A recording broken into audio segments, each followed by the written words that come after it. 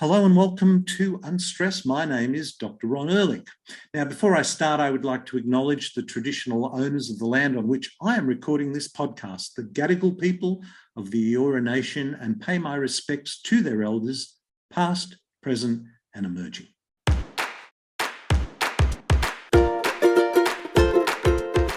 Well, this week's episode, we are going to be exploring the pandemic, and we are going to be exploring immune function, and we are going to be talking to one of the legends in Australian healthcare, Professor Ian Brighthope. Now, Ian is the founder of and the past president of the Australasian College of Nutritional and Environmental Medicine, ACNEM, which I have been proud to be a member of since the 90s.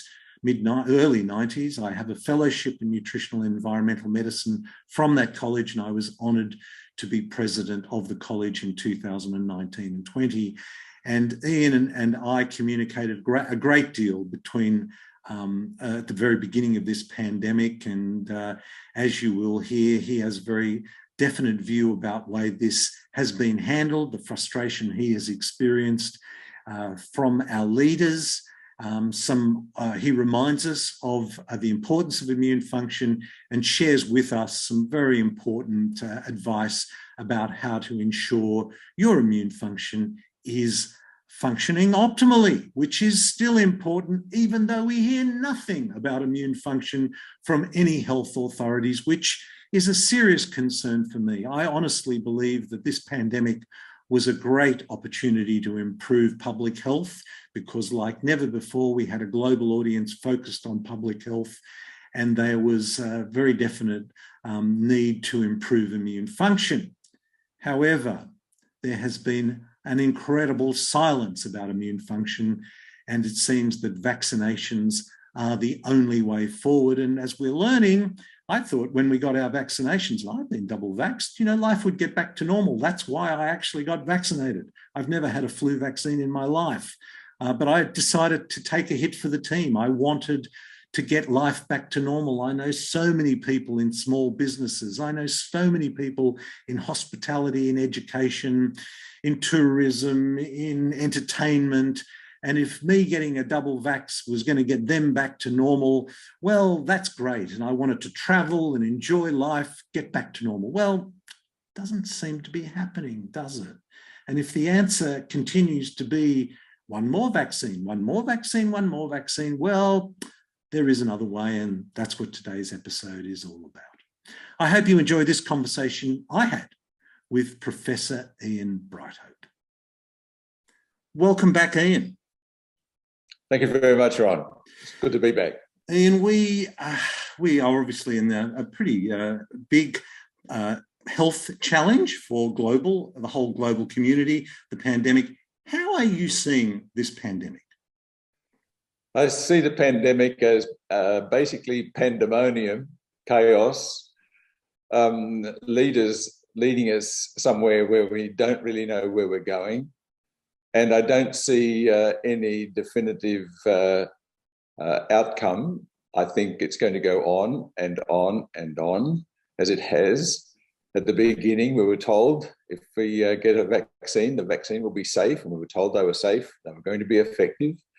And now we discover that they're not safe and they're not effective. And some of the most vaccinated countries, for example, Gibraltar, which is over 100% vaccinated, have got more hospitalizations and more deaths than before. And it beggars belief that we continue to do the same thing and hope that there's going to be a more positive outcome, Ron. I can't see it the way we're doing it.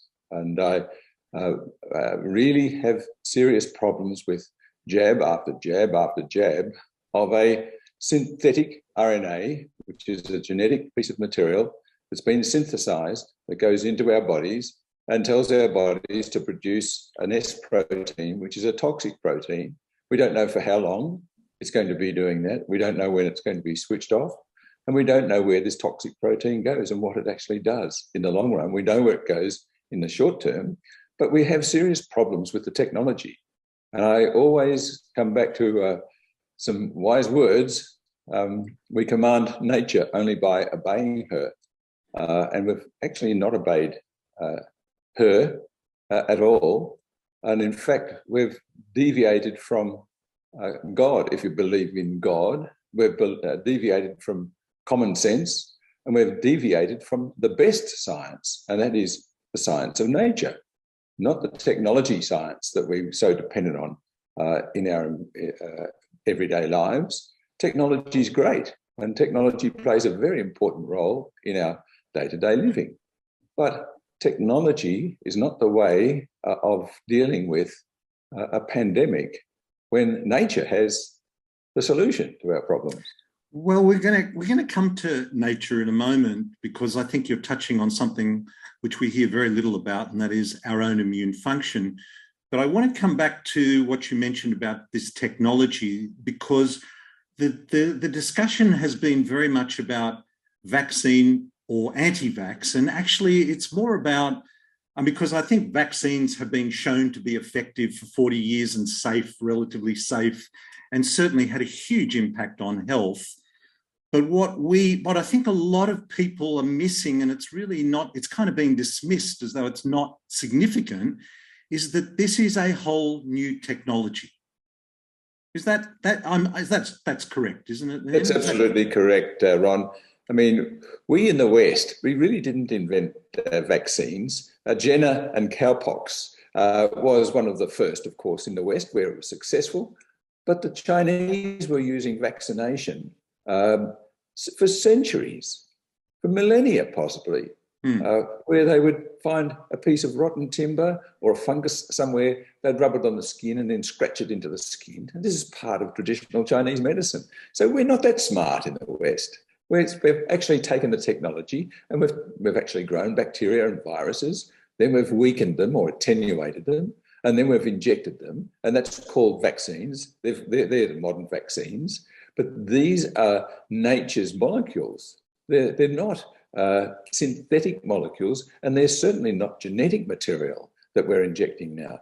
So these are not vaccines, although the WHO and others have redefined what a vaccine is so that this genetic material that we're injecting is regarded as a vaccine. But we've been brainwashed to think that drugs and vaccines are the only ways to defeat infections. And they're not. In fact, the overuse of vaccines over the last, I'd say, since the 1980s, the overuse of vaccines is a form of abuse of our children, because it's been shown quite clearly that unvaccinated children are healthier in terms of general health and immune disorders and allergies than kids who've been over-vaccinated. So I'm not an anti-vaxxer. I believe that there are some vaccines that are absolutely essential, but we have given industry the opportunity to make a lot of money out of creating more and more and more vaccines, when basically simple lifestyle changes can prevent and treat a lot of the diseases that we're over-vaccinating with. So this is not a true vaccine. And please, whoever is listening, start thinking about what we're actually injecting. It is a computer-derived piece of messenger RNA that looks a bit like the messenger RNA that would produce the spike proteins, but the spike proteins aren't the naturally occurring coronavirus spike proteins. They are altered and they're adjusted for a whole range of reasons to make them more effective and more absorbable or more penetratable into the system. And we don't know what these toxic proteins in the long run are going to do to our immune system. I believe probably overwhelm the immune system, weaken the immune system, compromise the immune system, so that when we do get another coronavirus variant, it doesn't know how to handle it. Which you mentioned taking an attenuated or reduced toxicity virus and injecting it, and that would then float around the blood supply. Whereas this one, that is what vaccines have done. But this one actually gets right into the human cell, which is not just the synthetic mRNA that you referred to, but it's actually entering the human cell, which is another first. This is the first time that technology has ever been used in humans. And I think that actually needs to be said quite clearly and quite loudly. Well, it does, Ron. I mean, it's quite scary when you see people lined up like sheep in a drenching race to be drenched and vaccinated, and being vaccinated by vaccinators, people who are putting the needle in, who are not properly trained. They put the needle in and they inject straight away. I've seen so many people being injected without the drawback of the plunger in the syringe to make sure that the needle is not in a blood vessel. And what's happening, I think, with some of these who are having bad reactions to the vaccines is the blood vessel is penetrated by the needle, and the messenger RNA is directed directly into the bloodstream. And this is why it's spreading throughout the whole body, and people are having very, very serious adverse reactions. And of course, we're seeing deaths as a result of the vaccines as well. So that's one aspect of it. But once it's in the muscle, it's meant to stay there in the muscle and produce the spike protein. Well, it doesn't. The spike proteins travel around the body, and the spike proteins have attachments to the inside of your blood vessels, attaching to the so-called endothelium.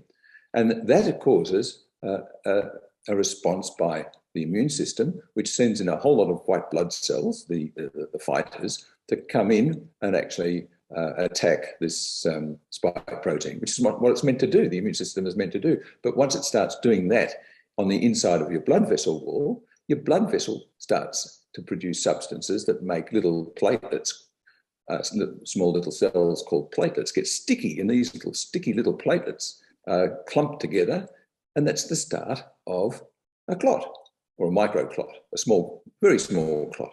But if that very small clot is forming in your very, very fine blood vessels called capillaries, then the blood's not going to travel through very easily, and you end up with coagulation problems, consumption of your white blood cells, consumption of your platelets. And when you get a consumption of your platelets, they can no longer act to form clots, and you end up getting easily bleeding. And this is why people are bleeding from their nose, bleeding from their throat, the females bleeding from the vagina, and so on.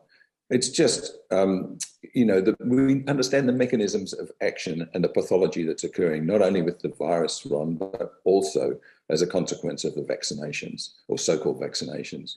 And actually, Ian, you mentioned something there which our listener may have missed just then, but my ears pricked up, because I remember when I first learnt to give injections in the mouth as a dentist, the first thing I was taught was, when you inject, you draw back a little bit on the needle to ensure that you are not injecting local anaesthetic, let alone a messenger RNA new technology, into a blood vessel. That's correct. Drawing back. And that small point multiplied by millions and millions of, it's literally very hit and miss that. So some people may not have got into the blood vessels, others would. I didn't have any reaction from this vaccine. Others do. Well, maybe they got into the blood vessels. I think that's a really important point. Thanks for drawing that out, and the endothelial, you mentioned endothelial, and that just lines so much of the structures in our bodies, particularly our blood vessels, and people. The blood vessels to the heart, very important. Blood vessels to the brain, very important. And we also know that this toxic protein and the RNA actually cross the blood-brain barrier, so it comes out of the blood, goes right into the brain, into our brain cells as well. This is scary. This is very scary. I think far more scary than a virus that has got a very low death rate, extremely low death rate, only in the elderly and those with comorbidities. And now, with all of this so-called vaccination that we're doing, we're seeing the emergence of resistant strains, new strains, and the emergence of altered viruses. Hopefully, they become weaker and weaker and weaker and more transmissible, so that we all get a mild infection. Mm-hmm. But hopefully, and I'm using the word hopefully because it's being used so much in this pandemic by the epidemiologists and the experts, or the so-called experts in pandemics, will hopefully we'll flatten the curve. We'll hopefully get the numbers down. We'll hopefully eradicate the virus. We'll hopefully suppress the virus. It's on and on. There's nothing definitive. Let me tell you, Ron, nature doesn't believe in the word hopeful. Nature is definite in her decision-making when it comes to these processes. Get onto that. Well, that's a good segue into my next question, which I can't believe I'm actually asking you this, Ian, but it needs to be asked because we hear so little about it. Is immune function still important in human health? I say that. That's a great... You know why I'm asking that question, Ian. Yeah, I do, but I'm going to avoid the answer just for a little while, Ron. You know me from a long way back. We've held the same office in similar postgraduate organisations in the past, and you know that I will come in with something from left field. What is the immune system? Well, what is the immune system? It's a defensive system, and when we break down the body into the skin, the liver, the gut, the lungs, the heart, the brain, the nerves, the bones, everything. We break it all down. And then we find, in the bloodstream, there's cells that take oxygen around the body and provide us with oxygen. That gives us energy when it's burnt up with glucose. And then all these other cells are left. We'll call those cells the immune system. They're the white blood cells. Yes, that's the immune system. Yes, there's different sorts of white blood cells. There's lymphocytes, there's leukocytes, there's natural killer cells, there's helper cells, there's suppressor cells, there's a T4, T8, all of these wonderful cells of the immune system. Is that meant to be our defences? I'm sorry, most people now know that you've got a microbiome in the gut full of bacteria, viruses, fungi, a whole range of different microorganisms in the gut. There really are another organ in our body. And if it's a healthy gut, it's a healthy microbiome in the gut, we're healthy people. But that's not the only microbiome. As a dentist, you've got a microbiome in the mouth, in the ears, in the nose, microbiomes on the skin, all over us. In fact, we're in a whole sea of viruses and bacteria and fungus all the time. We're swimming in it. Yeah. Trillions of them, all over us. All over us. Yes. Just turn off the phone. I'm getting too excited. No. I share your passion, and you know that I do. So the immune system? Where does it start, Ron? The immune system starts with your skin, with the tears in your eyes, with the wax in your ears, with the mucus in your mouth. Very important. The mucus in your mouth goes all the way down your gut, all the way down your lungs. It's the mucus that inside of us actually is the first port of defense, the first stop for a bacteria or virus to get into our system. If you've got mucus, you don't get sick. And what makes healthy mucus? The cells lining your airways and your gut.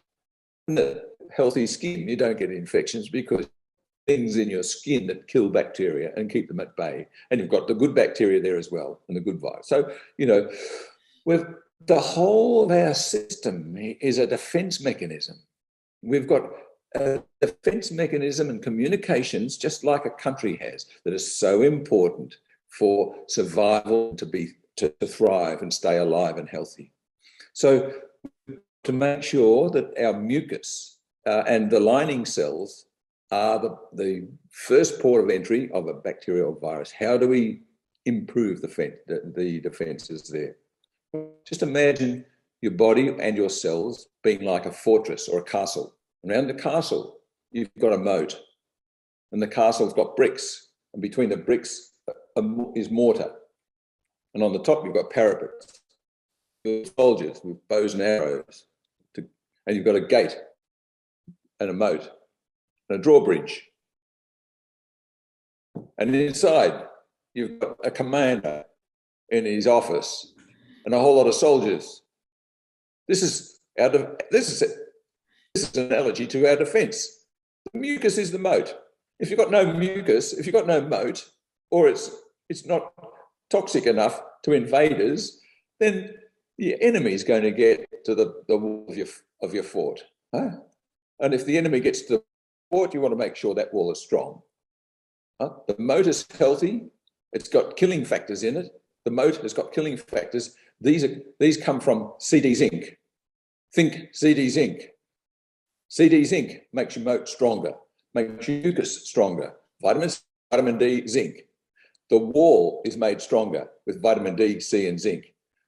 The mortar, the zinc in particular, stops going between your cells into the foot. Okay. The little soldiers on the parapet, they're IgA, they're the first antibodies. They're firing rockets, they're firing arrows, they're throwing spears, they're pouring oil over the invaders if the invaders are getting across your moat. So already you've got a second line of defense there. But some idiots let the drawbridge up and open the gate. That's because you've got vitamin C deficiencies, lack of D for defense. So in it goes. And once the enemy is inside your fort, inside your castle, inside your cells, inside your body, you've got a rush to produce so-called antibodies. You've got the soldiers in there all being organised by the commander in the nucleus of your cells, the commander in his little office, the DNA telling them, all the little soldiers, here, we've got to produce more soldiers, we've got to produce more antibodies. Right? Well, you know, they're dependent on zinc, they're dependent on their protein to produce antibodies. They've got to be fed the right food. And your commander in the office is the DNA. And the DNA in your body is responsible for producing RNA, which produces proteins, which produces antibodies. So the analogy of a fortress, whether it be your cell or your entire body, is so important. And CD zinc, C for cure, D for defense, zinc, basically to galvanize. Yes. That's what we do. We basically strengthen up every layer of our so-called immune system. And when we just inject somebody with messenger RNA, all it does is this crook goes in and fools your commander, fools the inside, and is a foreigner in there, fooling everybody, is a little con man. The messenger RNA becomes a con man, telling your cells to produce this protein that when is ejected from your cells or your castle, goes out and confuses everybody. It goes out and confuses all of your other defenses. We don't know what it's actually doing. And also the RNA, the nasty little enemy that's got inside your fort, goes into the commander's office and confuses the commander as well. And we were told that the RNA does not get into your DNA. That is a lie. The RNA, the messenger RNA that's injected, goes into your DNA. And remember, this is a synthetic, computer-driven, computer-designed messenger RNA with the basis determined by a computer code. Wow. What are we doing to our DNA? And what happens if that happens in our egg and sperm? What really is going on? I have got no answer. And I don't know why we're doing it to humanity. I honestly don't know why, Ron, when we have and had all of the answers to serious acute viral infections for decades now. The evidence that vitamin C, D, zinc, and other nutrients play a critical role in our overall defenses. Why we are just so hung up on vaccines and a partitioned so-called immune system, which is fine when we want to study our immunity. But there's more to the immune system, as I've indicated, than just white blood cells. You know, get right to the surface, to our tears, to our inside our ears, to the lining of our lungs and our gut. And we have got it terribly wrong. Terribly wrong. Yeah. Just like we've got the external environment terribly wrong with pollution, carbon dioxide, and everything else, terribly wrong. And we have to reverse that. We have to stop it and reverse it. Our internal environment has also been suffering since the Industrial Revolution. Right? I mean, not only from inhaled gases, carbon dioxide, nitric oxide, sulfur dioxide, etc., the ingestion of toxic herbicide, pesticide residues that are left on our food supply, our toxic water supplies, they're not the purest in the world. We also have heavy metals being pumped out. We think just burning coal produces carbon dioxide, but it doesn't. It produces a whole lot of other things that go up into the air and fall down on our food supply. And these are the heavy metals like cadmium, mercury, arsenic, and so on.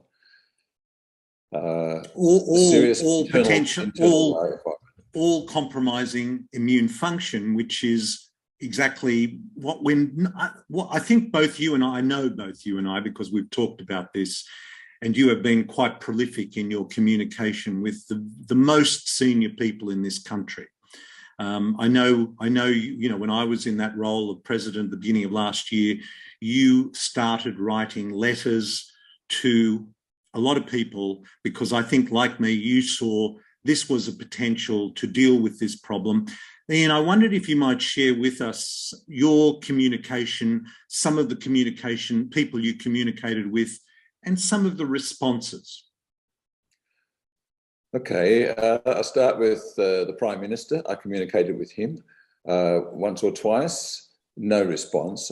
I communicated with the Health Minister on many occasions, both with emails, letters, and a lot of literature, right from the very start, talking about CD Zinc and the CD Zinc campaign. With the Health Minister, the Federal Health Minister, many times had also Zoom meetings that I had a lot of money for. No response, apart from the final one, November last year, when he referred me to the head TGA with my ideas about vitamin D. I provided the literature to the TGA about vitamin D, no response. I've communicated with the medical heads of the pandemic in Canberra, no response. It's bewildering when you don't get a response. I've communicated quite a lot with my local member, and he says that he's passing on the messages to the Health Minister, but I still don't get any satisfactory response at all. I communicated with a lot of politicians on both sides. I did get one or two responses back from Labor ministers, but nothing definitive. It's very interesting. I take my vitamin D. Thank you very much. This is bewildering to me that nobody responds. You ring they call it the ABC radio, no response. In fact, they keep you holding on. If you say you want to talk about something in terms of a natural approach, they just leave you on, hang you on, and just after more than half an hour, you hang up. I wrote to the AMA. I got a letter back from the AMA that, oh yes, very interesting, but we can't do anything. The RACGP, the College of General Practitioners, again, nothing. In fact, they came out with a statement that there was not enough evidence for vitamin D. Which is an extraordinary statement to anybody that has read the literature. That is, yeah. I mean, I think you shared an incredible treasure trove of references from grade A journals: Journal of Endocrinology, Journal of American Medical Association, New England Journal of Medicine, Lancet. These were the articles you were sharing with me, which were outlining that, for example, I still remember one that was 2013 of an ICU study, which showed that 70% of people in ICU were deficient in vitamin D. Yeah. And nearly 100% have got insufficient levels of vitamin C, and they die from a vitamin C deficiency, a different form of scurvy, a modern form of scurvy. Yeah. But if you don't have enough vitamin. the thing that I think both you and I were incredulous about, Ian, because you shared those responses with me, some of them anyway, was that almost the next week, the TGA approved Resdemivir, which has so little evidence to support it, has so little, makes such a difference, such a little difference, and yet is $2,000 or $3,000 a dose. It's patented. It's a new patented antiviral. And yet the next week, even though vitamin D, of which there were literally hundreds, if not thousands of articles, not to mention our entire undergraduate study of biochemistry, and yet the same week, the TGA approved an experimental drug that cost $2,000 or $3,000. I was just incredulous when I read that. It does test your credulity, doesn't it, Ron? Especially when there's a lot of studies about vitamin D and C and zinc in acute viral infections.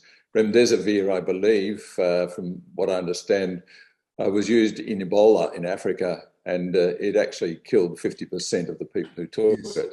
It's a highly toxic drug, and they're still giving it to very sick patients in intensive care, which brings me to another. I communicated with the various colleges, postgraduate colleges in medicine, as well as the College of Intensive Care Specialists, who, after some successful cases in intensive care using high-dose intravenous vitamin C, came out with a statement, I published a statement, that they would not ever give high-dose intravenous vitamin C in intensive care unless it was in controlled trials. Now, that was published in 2010. It's nearly 12 years later. And they're doing clinical studies with high-dose intravenous vitamin C in intensive care units now. And I know patients who've been on it. The studies are designed to fail. They're giving very sick patients very small doses, like 16 grams of vitamin C, when they should be giving 60 grams of vitamin C to save their lives. And they're giving it for 4 days, then stopping it.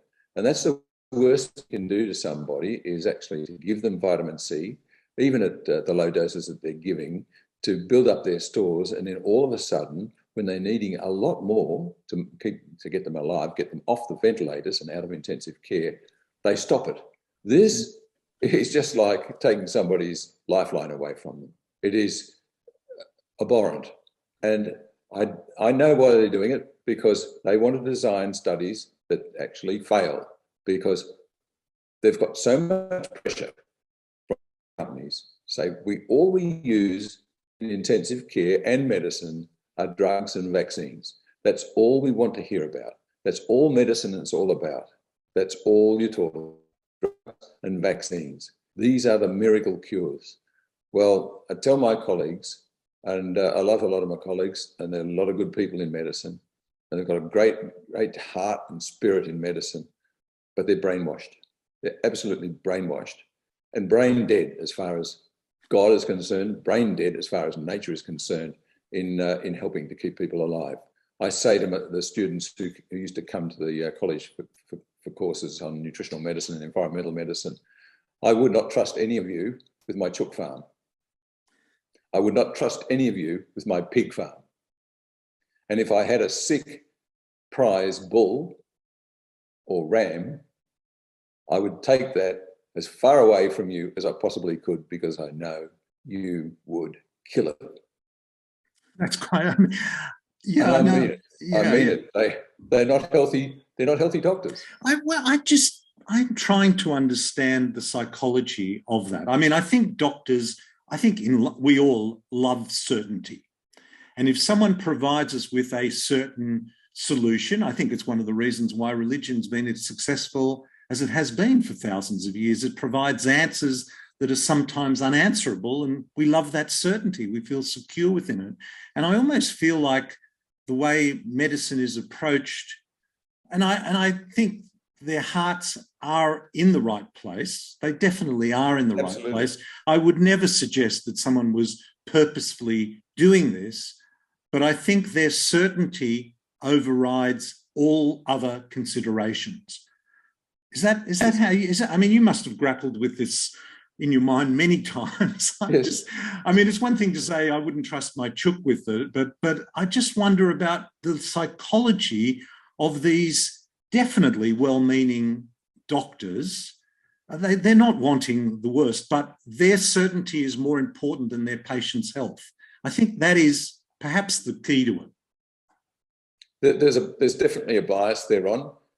And remember, you're very young when you go into medicine and dentistry and these other professions. You're very susceptible to information, and you're impressed by your leaders, and you believe your leaders, and your leaders believe their leaders, and the leaders believe their leaders. But where do the real leaders come from? Where does the influence come from in medical schools? It goes back to the 1930s and 1940s. When the medical schools were promised money from the chemical companies to, develop drugs and patentable drugs that would make the drug companies rich and wealthy, able to fund more research. And that's why there's research into chemicals and vaccines. And we tend to admire our leaders, and our leaders lead us, and we believe them. And there is a bias there, a definite bias. But we end up in a situation where there is a cognitive dissonance, absolute cognitive dissonance. The brainwashing goes beyond any level of rationality. And there was some experiments done, I think his name was Milson, who showed quite clearly the majority of people, if they were put in an experimental situation and they were given a shock machine, and next to them was a doctor in a white coat, and behind the wall was a person strapped to a chair receiving mild shocks. It was shown that the majority of people would listen to the doctor in the white coat or the person of authority, and they'd keep on dialing up the shock to the point where the person next door would be screaming in pain. Now, these experiments have been done, and similar experiments have been done since in psychology, which means we will follow our leaders and listen to our leaders no matter what, and no matter how much rational thought or facts and data are basics to science, is presented that something is not quite right. There will still be that cognitive bias. There'll still be that belief in the leader. And this is what's happened with this pandemic. We believe our leaders. We trust our leaders. Well, I'm sorry. I never, ever, ever trusted anybody in my training of medicine, because in the early days, I was chastised for asking about a patient's diet. No, we're not interested in the patient's diet. We're going to be treating her cancer. There's a little old lady dying in bed from starvation. I saw it. So we've got to say to ourselves, how do we inform people? How long is it going to take before people realise that somebody died in our family just after the vaccine, or somebody, and the diagnosis of the cause of death was a heart attack or a stroke in a 40-year-old who was very healthy prior to the vaccine?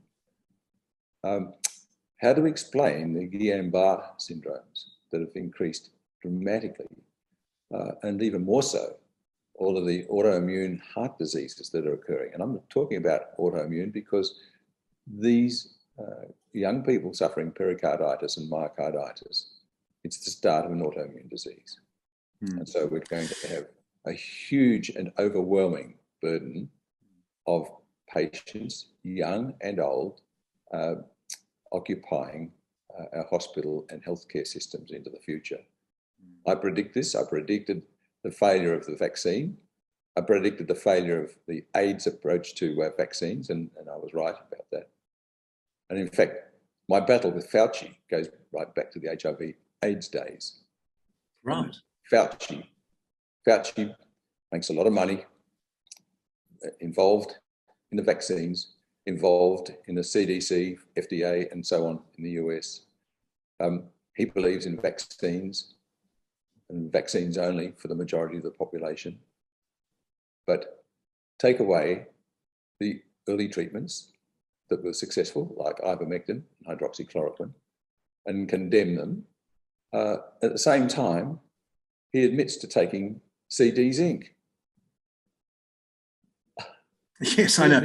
Well, you know, that those two are, I mean, this is really when we start talking about how, well, I think it begs a bigger question here, because everyone falls back on this, and that is trust the science. You've got to trust the science, Ian. The science is very clear. Where is that science coming from? Well, it's coming from the people and companies who, for a long time now, since the 1990s, have been looking at coronaviruses, patenting coronaviruses, patenting the genetics of the coronaviruses, so that they can make a lot of money out of it. It goes back a long, long way if you look at the history of it. And I'm not too familiar with the history, but I've read it, I've looked at it, and I've listened to experts who have actually, gone down the rabbit hole and looked at what's going on. The patents are unbelievable. They're owned by parts of the US government. And you can't say that the CDC is not independent of the US government. The CDC makes the money on the vaccines and sells the vaccines. There is a web of big money and big money involved in not only the vaccine manufacturers, but the scientists who are working with the messenger RNA, and also the World Health Organization is funded by the interests of the American government, funded by billionaires who are saying, over the last 2 years, the billionaires in this world have doubled their fortunes. The top 10 billionaires have doubled their fortunes. And in the last 2 years, more than 200 million people have been forced into poverty in the US. There's something seriously wrong with our systems. Yes. And I don't trust the government. I don't trust the health department. I don't trust our institutions anymore. I have a little confidence in all of them, because I do believe there are good people in these institutions, but they need to stand up and speak out. In particular, the oppression of our medical profession. Yes. The doctors who are not allowed to give full and informed consent to people who are having the vaccines. This is... well, I think the classic example is the fact that ivermectin, which has been shown to be effective, was now banned by the TGA. Medical practitioners in Australia are not allowed to prescribe ivermectin, which a successful PR campaign referred to as horse medicine, ignoring the fact that ivermectin received a Nobel Prize for medicine in humans in 2015. The first antimicrobial drug in 60 years to get a Nobel Prize in medicine. And yet that was banned by the TGA. And yet the TGA almost immediately approved molnupiravir, which is made by the same company but costs $700 a dose. Now that it takes my breath away. And this, when I hear this trust the science story, and I do believe the majority of people making these decisions and are good-hearted people, I just think this is a story that is just so easy to miss, because you're overwhelmed by the science, which is conveniently provided to you. But once you hear it, it's very difficult to ignore. There's good science and there's bad science. Yeah. And I think when technology and money come into science, it becomes corrupted. It becomes seriously corrupted. Let's look back at in the 1940s, and there was a race looking at nuclear energy, and Niels Bohr and Rutherford and all of these other people looking at the amount of energy you can get out of a single atom. And we discovered nuclear energy. And nuclear energy is fantastic for medicine and for a whole range of other things, investigations in medicine and treatment in medicine, and nuclear energy can be utilized to produce clean energy for the world. But then on the other hand, we can use it to make atomic bombs and kill and maim millions of people if we want to. That was the bad science. Well, the same with the mRNA. Katie, what's her name? The woman who actually did all of that work for many, many, many decades on messenger RNA. She discovered something that's possibly very, very useful. Still hasn't been proven, but still possibly very useful in the treatment of autoimmune diseases and cancers. That's the positive aspect of messenger RNA. But now it's been distorted, just like nuclear energy, from being something useful to be something like an atomic bomb. We're actually taking messenger RNA, making vaccines out of it, giving it to healthy people and or people who may have COVID and expecting to have a positive response to it. Well, I'm sorry, we're not getting a positive response to it. And those who are claiming we're getting a positive response to it are making false claims based on false facts, false information, false data, and false and interpretation of data that is actually quite, how do I say, one day it may be regarded as being criminal. And I mean, as I said, this isn't about vaccine or non-vaccine. This is about experimental technology, which has potentially the potential to be amazing. I've no doubt it has the potential to be amazing.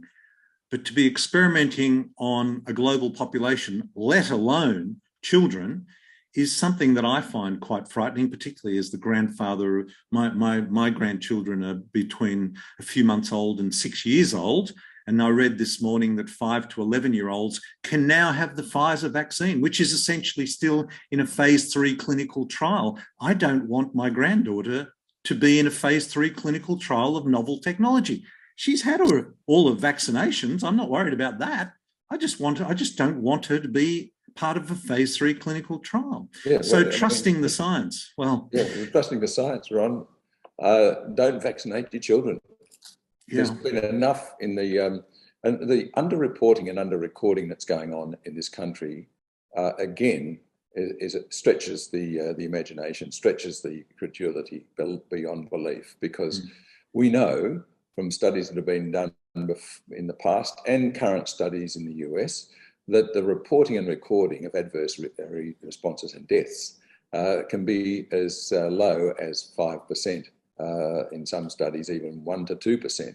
Meaning 90% go unreported, or 95% unreported. Yeah. And I think we've actually already recorded. I was on the TGA site just recently about these experimental vaccines. I mean, I think when other ones like Novavax or the one in South Australia, Covax from Nikolai Petrovsky, maybe this is using the old-fashioned technology. But the new technology, I think we're up to about 60,000 adverse reactions recorded on the TGA site. And to your point, at least 90% of adverse reactions go unreported.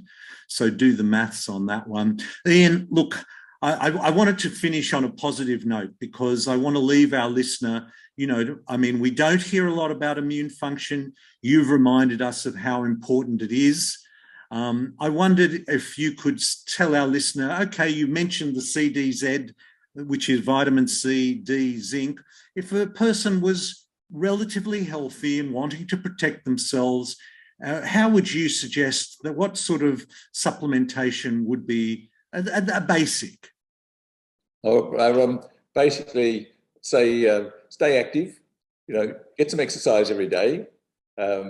Heat is very good for killing viruses and boosting up your immunity. Get some sunshine, the vitamin D.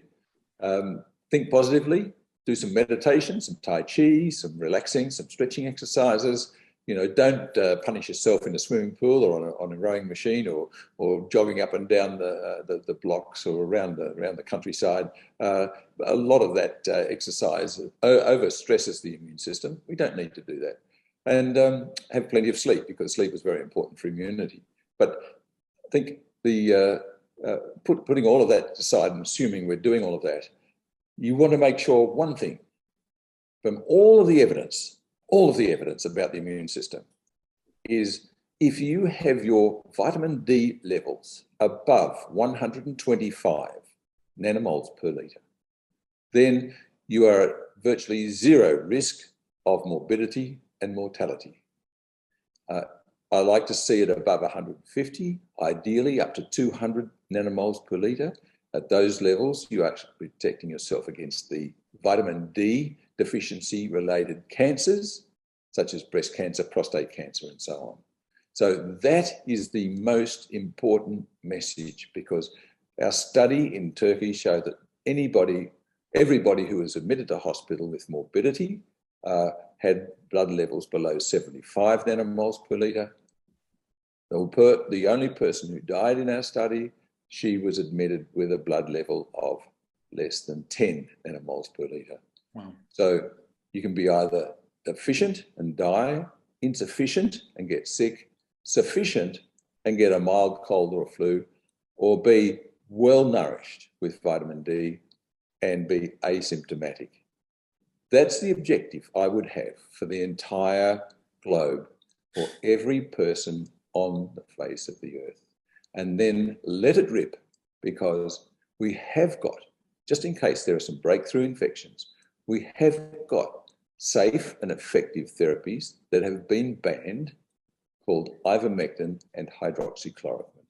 They've been banned in favour of vaccination, so-called gene therapy, if you like. I'll say it, gene therapy. And I do believe also, let me say, that our leaders in this country have been brainwashed or adversely influenced by the marketing hype created by the big vaccine companies. And they've got some very clever, highly paid marketing psychologists, marketing people, and they have essentially convinced us all that vaccination is the only way. Vaccination has failed and continues to fail. And if we keep on relying on jabs instead of DC and zinc, we're going to keep on making mistakes. And people are going to continue to die from the vaccines and be maimed from the vaccines. You know, I think the figures now are that up to 50% of the deaths occur within the first 2 days. Then another 80%, I think, are in the next 2 weeks. But these can be prevented to a large extent if we have enough CD zinc in our systems. So if you are forced to have a vaccine, or you want to have a vaccine and you want to protect yourself, then again, the CD zinc and all of the other things that we've talked about for self-defense are important, very, very important. What dosages, if you were on a daily dose of vitamin D, C, and zinc, and I guess magnesium is another one that, because it's so important for vitamin D as well, what would you say would be a minimum supplementation if someone was interested in fortifying their immune system, even though they were going down the vaccination path? Look, we recommend 5,000 to 10,000 units of vitamin D. I actually published a one-pager on this, Ron. I can send it to you if you like. Yes, please do. On prevention, early treatment, and later treatment, yep. With or without ivermectin. So I'll send the 2 papers along to you. But okay. 5,000 to 10,000 units of vitamin D, between 2,000 and 6,000 milligrams per day of vitamin C, if your bowel tolerates it, and zinc, about 30 milligrams of elemental zinc per day.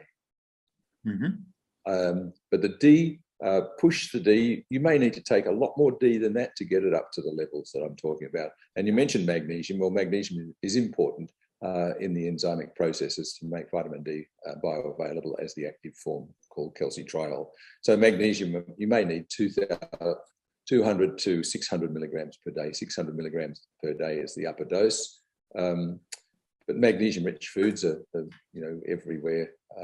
Sometimes supplementation will help, but green leafy vegetables and fish, salmon, a good source of potassium and magnesium. So I try to do things as naturally as possible, but if we live in caves, and I'm in a cave right now, you're in a cave right now, And most people who are listening to us will be in a cave right now. And a caveman and cavewoman don't have sufficient levels of vitamin D. That's why caveman and cavewoman light a fire at night, keep warm, go out into the sunshine during the day, and go and pick berries and nuts and seeds. Yeah. Ian, as always, thank you so much for joining us, sharing your insights, your wisdom. Thank you so much also for your passion and your writing to those very senior people to at least say what you've said. Thank you so much. Thanks, Ron. Great to be with you again. Well, Ian Brighthope is a legend in healthcare in Australia. Professor Ian Brighthope, he was the founder in about 1982 of the Australasian College of Nutritional and Environmental Medicine. And people often ask, what is nutritional and environmental medicine? Well, nutritional and environmental issues are responsible for the cause of so many, if not all, of the preventable chronic degenerative diseases that we see in our society today and are at epidemic proportions. Things like cardiovascular disease. I think 18 million people a year die globally of cardiovascular disease, and that's about 50,000 people a day die of cardiovascular disease. Cancer. I think there are around 11 million people that die of cancer every year globally, which equates to about 27,000 people a day die of cancer. Another comorbidity is diabetes, and it's rising. And the figures for diabetes are equally disturbing. And not to mention autoimmune conditions. So nutritional and environmental factors are responsible for conditions that are preventable. And that's what nutritional and environmental medicine is all about. And Ian has been at the forefront of teaching literally thousands of health practitioners, including many, many doctors, over the last 40 years. He lectures extensively, and he has been absolutely at the forefront of nutritional and environmental medicine. And when I was president of ACNEM, that college at the beginning of I was president in 2019 and 2020. And when the pandemic hit, Ian immediately started writing letters to Brendan Murphy, you will have heard of him, the head of the health department, Greg Hunt, of course, the Australian Federal Health Minister, Scott Morrison, the Prime Minister. As he said, he wrote to the Australian Medical Association. He wrote to everybody. And he basically said, look, the science is clear. Here are literally the hundreds of references to support the simple, effective, low cost, accessible supplementation of vitamin D at the very least, and zinc at the very least, because they have been shown, and C. That's what he's talking about when he talks about CD zinc. You know, the vitamin C, the vitamin D, and zinc. This is not alternative medicine. This is just good medicine. Does it come from the science in medicine provided by the pharmaceutical industry? Most definitely not. You'll realise that this is a theme that's been going on for the last few weeks, and we'll be pursuing it more in the new year. But this idea of trusting the science in medicine is largely paid for by drug companies, because in order to pay for expensive research, you need a return on investment.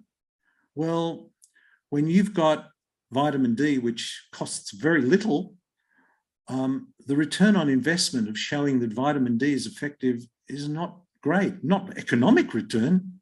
The health returns are there, but we're talking about a market-driven economy, and that's what healthcare has become, a market-driven economy. And you, as a consumer, as a patient, may naively, although if you're a listener to this podcast, maybe not so, but you could be excused for naively believing that healthcare is above the market-driven economy. Well, one of the saddest things you will come to learn if you explore it in a little more detail, and I don't blame you if you don't want to, because it's a disturbing thing to learn, that healthcare is actually a market, a very big market. I mean, it's a multi-billion-dollar, if not trillion-dollar industry. And good health may make sense, but it doesn't make much money. And chronic disease management is what it is all about. Now, this is most definitely not about anti-vaccine, because vaccinations have been proven time and time again. I mean, measles, mumps, rubella, smallpox, cholera, polio. You know, there have been some great vaccines which have provided us with sterile immunity. That means you get a vaccine and you will not contract. It's unlikely that you will ever contract or transmit measles, mumps, rubella, smallpox, cholera, polio. That's what sterile immunity means. The thing about these vaccines, and let me just say that all of those vaccines that have been used over the last 40 or 50 years are protein or attenuated virus vaccines. That means a virus has been taken and attenuated, means it made less virulent, but enough to mount an immune response. And that gets injected and the body mounts a response, building antibodies and a memory of those antibodies. That is sterile immunity. Flu vaccine, the coronavirus, of which the flu is one and COVID-19 is another, is a very quickly mutating virus. There have been at least, I think, 10 or 15, maybe even more mutations of this COVID-19 coronavirus since the beginning of 2020, or almost since December 2019, when this was first identified. And that's why you need a flu vaccine supposedly every year, even though that vaccine reaches its maximum. It's no longer really effective after 3 to 6 months, which we're learning is the case now. But there is another way of going, and that is to focus on immune function. Now, whether you go down the virus path, or the vaccine path or not, bolstering your immune function is still very important. And the thing that concerns me is this concept of trusting the science. Well, we need to explore where that science is coming from, and this week's Healthy Bite will certainly explore that in greater detail. Those recommendations from Ian are important, and I will have those documents as a download for this episode. I hope you found that interesting, stimulating, perhaps a little disturbing, but important. I hope this finds you well. Until next time, this is Dr. Ron Ehrlic. This podcast provides general information and discussion about medicine, health, and related subjects. The content is not intended and should not be construed as medical advice or as a substitute for care by a qualified medical practitioner. If you or any other person has a medical concern, he or she should consult with an appropriately qualified medical practitioner. Guests who speak in this podcast express their own opinions, experiences, and conclusions.